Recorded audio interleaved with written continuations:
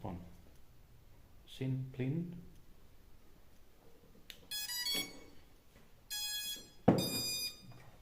Και λέμε.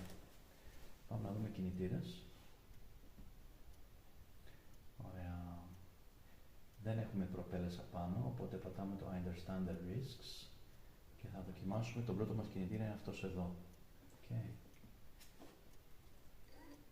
Κινείται, αλλά κινείται με λάθος φορά. Έρχεται έτσι, εμείς να πηγαίνουμε ανάποδα. Εντάξει, θέλουμε props in, όχι props out. Θα το φτιάξουμε αργότερα αυτό. Πάμε να δούμε το δεύτερο κινητήρα μας. Αυτό είναι εδώ.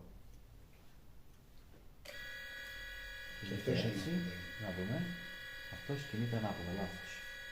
Αυτό το δεύτερο. Πάμε στο τρίτο. Όπως είπαμε τώρα, τι γίνεται εδώ πέρα. Ο flight controller παίρνει εντολές από τον υπολογιστή μας, στο flight controller μας, μέσω του USB.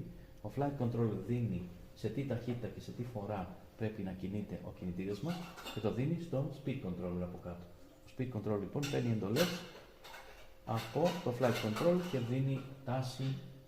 Okay. Κάνουμε και τον τέταρτο μας κινητήρα. Μπράβο. Λογικά όλοι είναι ανάποδα. Ωραία, πάμε να τα φτιάξουμε λοιπόν. Για να φτιάξουμε τους κινητήρες μας να είναι σωστά, θα κάνουμε ένα stop εδώ και θα πάμε εδώ λοιπόν. Πάμε λοιπόν στο motor direction.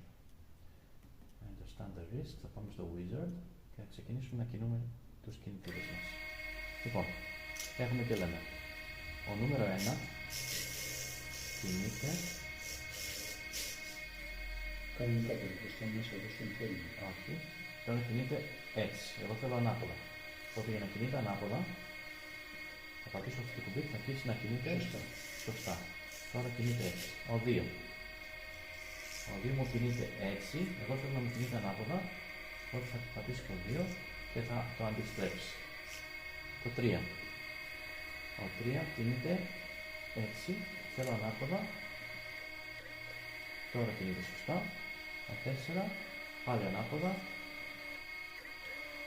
Ωραία. Τελειώσαμε. Πάμε να κάνουμε άλλη μια δοκιμή εδώ. Όλα μαζί.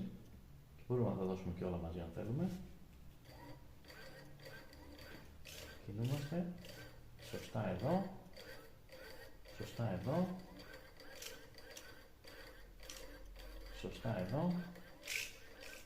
Και σωστά εδώ. Σούπερ. Έτοιμος. Έχεις ένα drone.